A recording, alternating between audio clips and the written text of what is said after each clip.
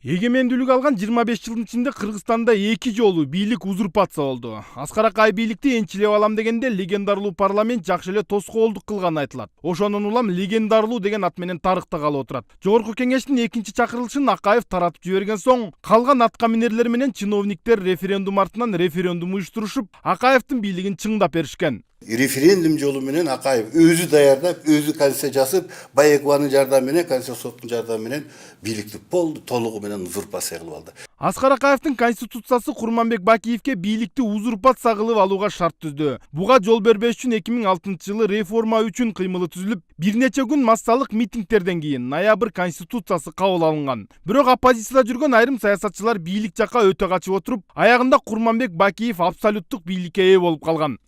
Ноябрь митингин алдырдыкпы? Алдырдык. Кайра декабрь митингин алар өздөрүнүн эл тарап кеткенден кийин өздөрүнүн вариантын алып келди. Реформа кыймылынын ичинде анан ошол жерде биздин депутаттардын жарымы ушуну колдойлу деп туруп ошол жака өтүп кетти.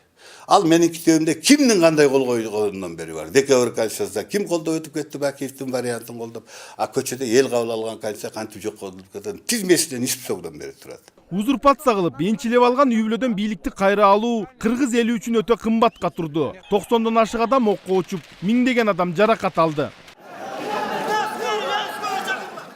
Бийликти колдон чыгарып жибербөө аракети азыр дагы байкалып жатат. Акаев менен Бакиевдин убагында бир үй-бүлө бийликти ээлеп алса, эми бир уч адам энчилеп алууга аракет кылууда, дейт Каныбек Иманалиев. Ушул эле бийлик, ушул эле борбордук шайлоо комиссиясы күздө референдум өткөзгөн. Ушул эле бийлик эми күздө президенттик шайлоо өткөзөт.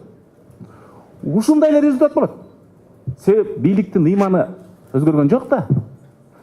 3 жолу тегерек стол өткөзүп, 700 киши катышкан. Аны референдумга коюшту. Ким альтернатива кыла алды? Анан ал айтып атасыздар узурпация деп. Биз ошондо жол ачып бербедикпи?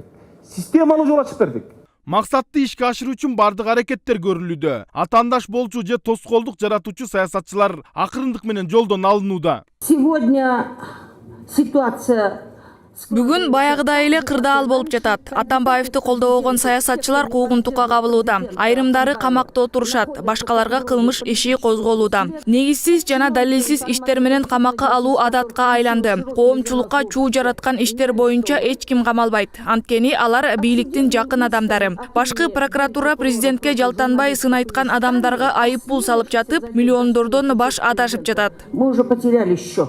Аскар Акаев менен Курманбек Бакиев бийликти узурпация кылып жатканда жергиликтүү бийликтегилер менен майда чиновниктердин ролу чоң болгон. Бул жолу дагы ошондой болушу мүмкүн. Адамды өзгөртө албай атабыз. Адамды өзгөртмөйүн. Ошо атка минер жергиликтүү кошоматчыларды жок кылмайын, таза шайлоо болушу күмөн. Бийликтин 2 жолу узурпация болуусуна саясатчылар, депутаттар, чоң жана майда чиновниктер гана себепчи болбостон, кыргыз элинин кайдыгерлиги дагы жакшы шарт түзүп берген. Ошондуктан президенттик шайлоодо бир уч адам бийликти ээлеп албаш үчүн эл, шайлоочулар кайдыгер болбош керек. Болот Абдыжапаров, Ринат Элеманов, Сентябрь.